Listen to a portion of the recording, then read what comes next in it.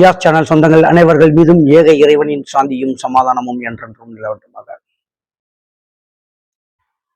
வருகின்ற சட்டமன்ற தேர்தல் வரும் வருடம் 2021ஆம் ஆண்டு நடைபெற இருக்கிறது. அதற்கு அனைத்து கட்சிகளும் பணிகளை செஞ்சுக்கிட்டு இருக்காங்க. இப்போ நம்ம சேனல் சார்பாக காங்கிரஸ் கமிட்டியில திருச்செந்தூர் வட்டார காங்கிரஸ் கமிட்டியின் தலைவராக இருக்கக்கூடிய சர்க்குரு அவரோட அனுபவங்கள், காங்கிரஸ் சமீப காலமாக பல தோல்விகளை சந்தித்து வருகிறது, அதை பற்றி கொஞ்சம் விரிவாக பேச இருக்கிறோம். பார்ப்போம் வாங்க. சர்க்குரு வாங்க. வணக்கம். வணக்கம் ஐயா, உங்களை பற்றி முதல்ல சொல்லுங்க. நான் 14 வயதிலிருந்தே காங்கிரஸ் பேரியக்கத்தில் பற்றுக்கொண்டு நமது முன்னாள் பாராளுமன்ற உறுப்பினர் தாத்தா KT கோசல்ராம் அவர்கள் எம்பியாக இருக்கும் பொழுதே அவர் நடத்தும் கூட்டங்களிலும் அவருடன் பயணித்து பல மேடைகளில் 14-15 வயதிலேயே பேசியிருக்கிறேன். அப்பொழுது வருடம் 1983 அந்த காலகட்டங்கள். அதனைத் தொடர்ந்து தமிழ்நாடு காங்கிரஸ் கமிட்டியில் MP சுப்பிரமணியம் அவர்கள் தலைவராக இருந்தாலும் சரி, மரதம் சந்திரசேகர் அவர்கள் தலைவராக இருந்தாலும் சரி, இளையபெருமாள் அவர்கள் தலைவர்களாக இருந்தாலும் சரி, பல தமிழ்நாடு காங்கிரஸ் கமிட்டி தலைவர்கள் எல்லாம் இந்த பகுதிக்கு வரும்பொழுது வரவேற்பில் தவறாமல் கலந்து கொள்வேன். நானும் வரவேற்பு கொடுத்துள்ளேன். அப்படி பழைய தலைவர்கள் இருந்ததிலிருந்து எந்த கட்சியிலும் மாறாமல் தமாக என்று சொல்லி தலைவர் மூப்பனார் அவர்கள் தமிழ் மாநில காங்கிரஸ் ஆரம்பிக்கும் பொழுது கூட அங்கு நான் செல்லவில்லை. அன்னை இந்திரா அவர்களினாலே இந்த கட்சியில் இழுக்கப்பட்டவன். அன்னை இந்திரா அவர்கள் மறைவிற்கு 3 நாட்கள் சாப்பிடாமல் இருந்தேன். எங்கள் வீட்டில் எல்லோரும் என்னை சமாதானம் செய்து என்னை சாப்பிட வைத்தார்கள். அப்படி ஒரு காங்கிரஸ் மேலே பற்றுள்ள எனக்கு தலைவர் தனுஷ்கோடி ஆதித்தன் எம்பியாக இருந்து தனுஷ்கோடி ஆதித்தன் அவர்கள் 2 திருநெல்வேலி மாவட்டத்திற்கு திருநெல்வேலி கிழக்கு மாவட்டம் என்று பிரித்து விட்டார்கள். அந்த கிழக்கு மாவட்டத்திற்கு தனுஷ்கோடி ஆதித்தன் அவர்கள் இளைஞர் காங்கிரஸ் தலைவராக மாவட்ட தலைவராக இருக்கும் பொழுது நான் திருச்செந்தூர் வட்டார இளைஞர் காங்கிரஸ் கமிட்டியினுடைய தலைவராக இருந்தேன். அப்பொழுது சில வருடங்களுக்கு பிறகு பீட்டர் அல்போன்ஸ் அவர்கள் ஒருங்கிணைந்த மாவட்ட காங்கிரஸ் கமிட்டி தலைவராக இருந்தார்கள். அதன் பிறகுதான் நமது மாவட்டம் பிரிக்கப்பட்டு சிதம்பரனார் மாவட்டம் என்று சொல்லி சிதம்பரனார் மாவட்ட காங்கிரஸ் கமிட்டிக்கு தலைவர்கள் வருவார்கள். எனக்கு முதலிலே மாவட்ட காங்கிரஸ் கமிட்டியினுடைய பேச்சுக்குழு என்று சொல்லி அப்பொழுது தலைவராக இருந்த திரு ஜஸ்டினுக்கு முன்னால் இருந்தாங்க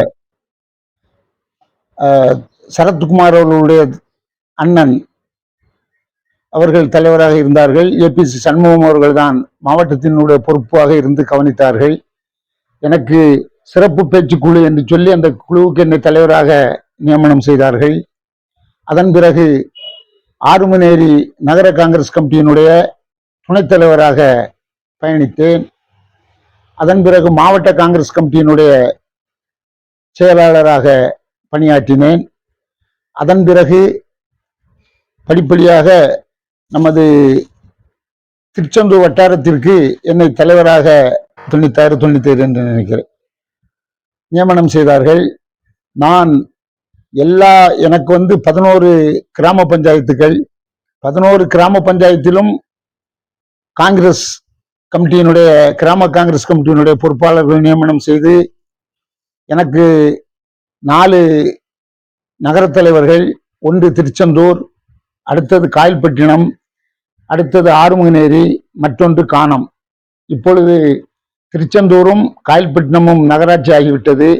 இருந்த போதிலும் எங்களுடைய காங்கிரஸ் ரெவன்யூவில் இன்னும் அதை சரிவர சீர் செய்யவில்லை.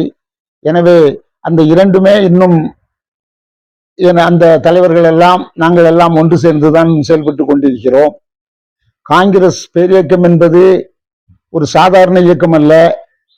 இந்த கட்சியில் யார் இருக்கிறார்கள் என்று சில தடவை கூட்டணி கட்சிகள் சொல்லும் பொழுது எங்களுக்கு மிகவும் வேதனையாக இருக்கிறது. நாங்கள் அந்த இயக்கத்தில் இருந்து எங்கள் இயக்கம் என்ன சொல்லுகிறதோ, யாரை சார்ந்திருக்கிறதோ அவர்கள் வெற்றி பெறுவதற்கு முழு மூச்சுடன் நாங்கள் பாடுபடுவோம். முழு மூச்சுடன் தேர்தலில் களத்தில் இறங்கி வேலை செய்வோம்.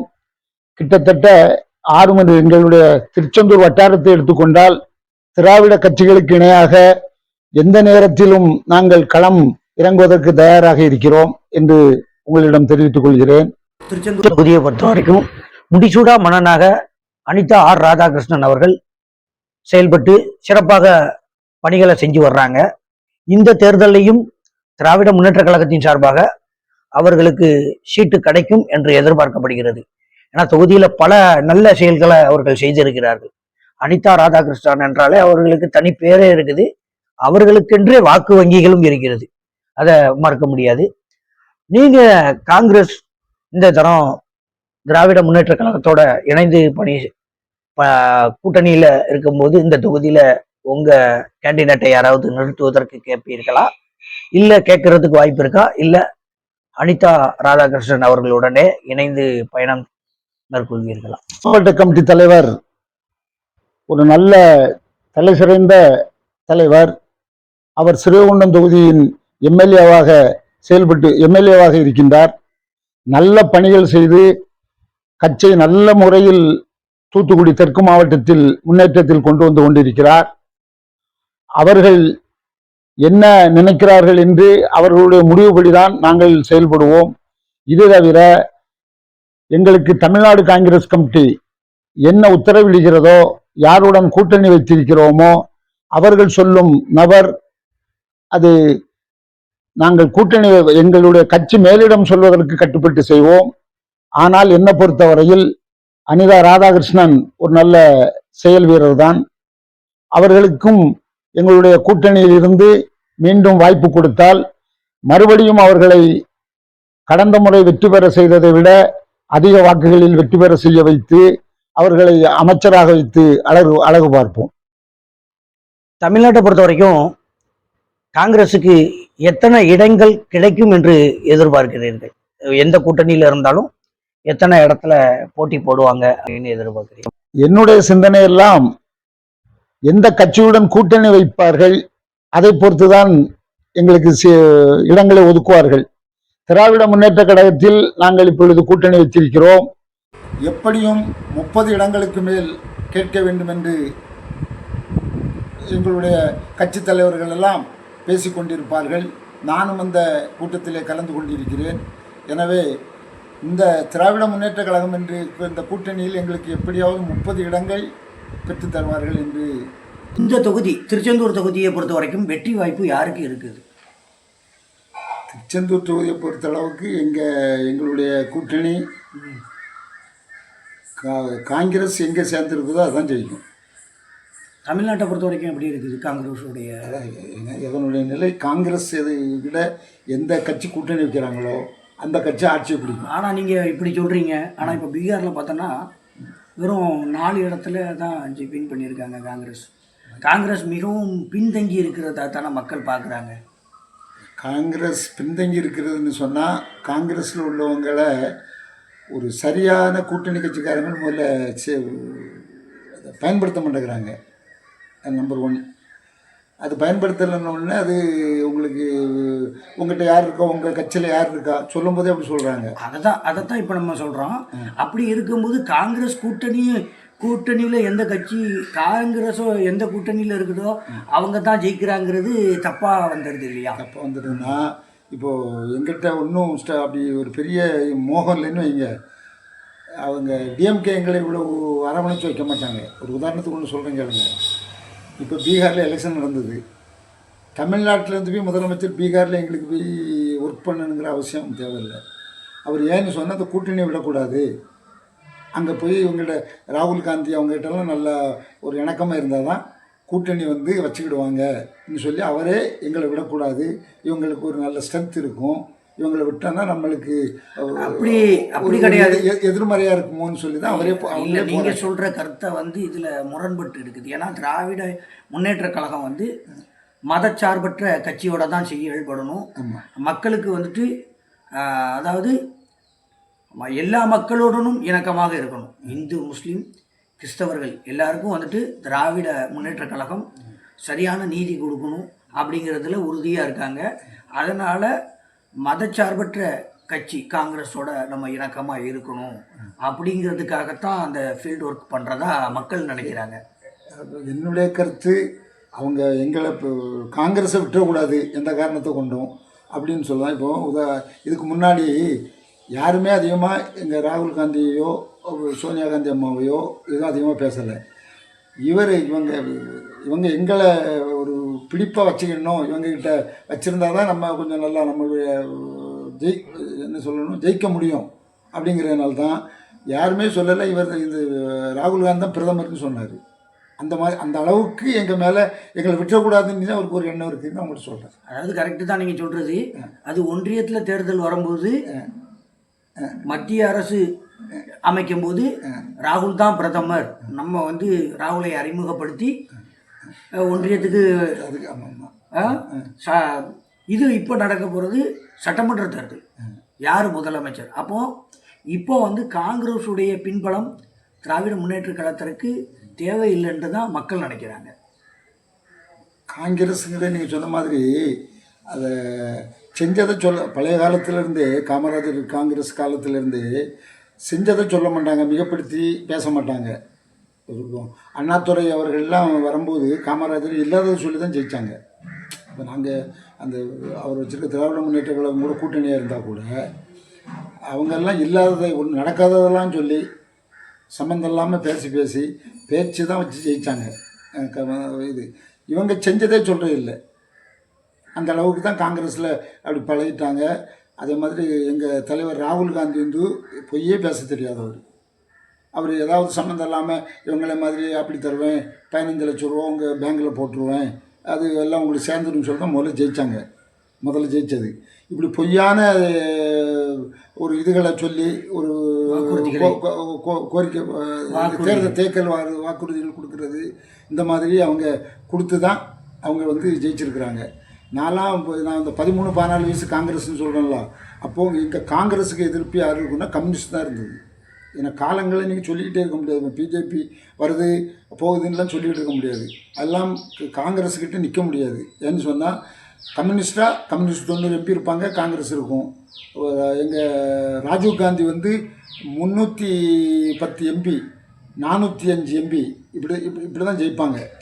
இப்போ கம்யூனிஸ்ட் நான் இப்போ என்ன கேட்குறேன்னா, ஏன் இவ்வளோ பெரிய பின்னடைவு காங்கிரஸ் இருக்குது? அது பின்னடைவுன்னு சொன்னால் அது எனக்கு அது என்ன சொல்லணும்னு சொன்னதுன்னா, எங்களோட அந்த கூட்டணி கட்சிகள் சேர்ந்து எங்களோட பலத்துக்கு எடுத்துட்டாங்க. சரி, இப்போது ஆல்ரெடி நமக்கு தெரியும் இவிஎம் மிஷின் மூலமாக ஓட்டு திருட்டு நடந்துக்கிட்டு இருக்குன்ட்டு. ஆமாம். இப்போது எஸ்ஐஆர் ஃபார்ம் இதன் மூலமாக ஒன்றிய அரசியலாக செயல்பட்டுக்கிட்டு இருக்கும் பிஜேபி. இதுலேயும் திருட்டிக்கிட்டு இருக்குது அப்படின்ட்டு உங்கள் தலைவர் ராகுல் காந்தி சொல்லிக்கிட்டு இருக்கிறாரு. இதை நீங்கள் எப்படி பார்க்குறீங்க? எஸ்ஐஆருங்கிறது வந்து ரொம்ப ஃப்ராடு.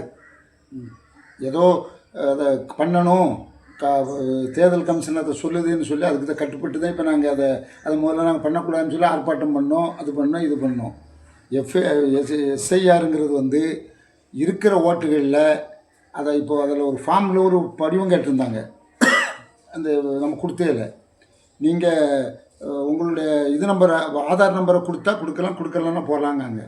கொடுத்தா என்னது, கொடுக்கலாம் என்ன கொடுக்குறாங்கல்ல, இல்லை அது எவ்வளோ பெரிய முட்டாள்தனம். இந்த இந்திய அரசுக்கு, இந்த இந்தியாவில் இருக்கிறவங்களுக்கு யாருக்கும் தெரியலையா? அந்த எஸ்ஆர் படிவத்தை பார்த்தீங்கன்னா ஒவ்வொன்றா கேட்குறதில் ஆதார் கார்டினுடைய நம்பர் கொடுக்கணுன்னா கொடுங்க, கொடுக்காட்டா போங்கன்னா கொடுக்குறவங்களுக்கு என்ன செய்கிறாங்க, கொடுக்காதவங்களை எப்படி எடுக்கிறாங்கங்க. நான் என்ன சொல்கிறேன்னா, இதை விட கீழே நீங்கள் பிஜேபிக்கு தாமரைக்கு ஓட்டு போடுவீங்களா போடலையான்னு சொல்லி அதை கேட்டால் டிக் பண்ணுறவங்களுக்கு மட்டும் ஓட்டு எடுத்துக்கிட்டால் கூட பரவாயில்ல. இந்த அரசு அப்படி தான் இருக்குது. அதாவது அவங்க என்ன சொல்கிறாங்கன்னா, ஆதார் ஒரு அடையாளம் அல்ல அப்படின்னு கொண்டு சொல்றாங்க. சரியா? ஆதார் ஒரு அடையாளம் அல்ல. அதனால நீங்க அதை சமர்ப்பிச்சாலும் சரி சமர்ப்பிக்காட்டாலும் சரி, நீங்க இந்திய குடிமகனாங்கிறதுக்கு நீங்க நிரூபிக்க வேண்டிய சான்றுகள் இன்னும் பல இருக்கிறது. ஆதார் இப்போ வந்து இதுதான், அதனால உங்க பேர்த் சர்டிஃபிகேட், உங்க அப்பாவுடைய பேர்த் சர்டிஃபிகேட் அதெல்லாம் தாங்க அப்படின்னு கேட்குறாங்க. இல்லை, நான் என்ன சொல்கிறேன்னு சொன்னால், ஆதார் தான் தலையெழுத்து. இந்தியாவுக்கு முன்னால் வைசூரி போடுவாங்க. பிறந்த பிள்ளைங்களுக்கெல்லாம் இந்தியன்னு சொன்னாச்சுன்னா வைசூரி தான் கணக்கு. அவங்க வைசூரி போடலைன்னா இந்திய முத்திரை இல்லை. அப்படி தான் அந்த பழைய காலங்கள் வச்சுருந்தாங்க. நான்லாம் பிறக்கும்போது திருக்கூசிலாம் வச்சு அந்த மாதிரிலாம் பண்ணாங்க. அதே மாதிரி இந்தியாவினுடைய தலையெழுத்து ஆதார் தான்.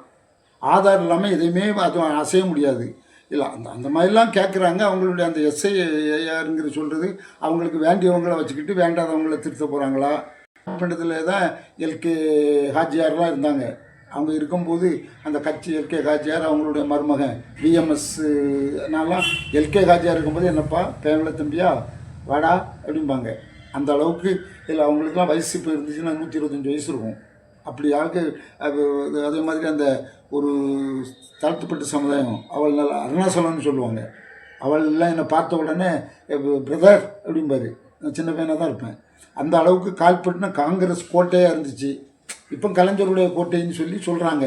அங்கெல்லாம் அது இது போல் இன்னும் நிறையா ஊர் இருக்கும். நாங்கள் நாசரத்தை எடுத்துக்கிட்டிங்கன்னா அங்கேயும் வெளியெல்லாம் போயிருப்பாங்க. அந்த இந்த எஸ்ஐஆருங்கிறது வந்து ஒரு மோசமான செயல். எப்படி அங்கெல்லாம் ஓட்ட திருநாங்களோ அது மாதிரி அவங்களுக்கு சாதகமானவங்கள ஓட்டில் வச்சுக்கிறதுக்காக ஏற்படுத்தப்பட்ட அந்த தேர்தல் கமிஷனுக்கு இன்னும் அதுக்கு துணை போய் தேர்தல் கமிஷன் பிஜேபிக்கு துணை போய் தேர்தல் கமிஷன் வச்சு செய்கிற வேலை இது. சரி, இப்போது தமிழ்நாட்டில் வேறு மாநிலத்தவர்களுக்கு ஓட்டுரிமை கொடுக்க போகிறாங்க அப்படின்னு சொல்கிறாங்க. இது சம்மந்தமாக இப்போ நடிகர் மன்சூர் அலிகான் கூட சாகுமுறை உண்ணாவிரதம் அறிவிச்சிருக்கிறாரு. இதை பற்றி என்ன நினைக்கிறீங்க? வேறு மாநிலத்தவர்களுக்கு ஓட்டுரிமை கொடுப்பாங்களா? கொடுத்தா அது எப்படி இருக்கும்? பெரிய ஆபத்து.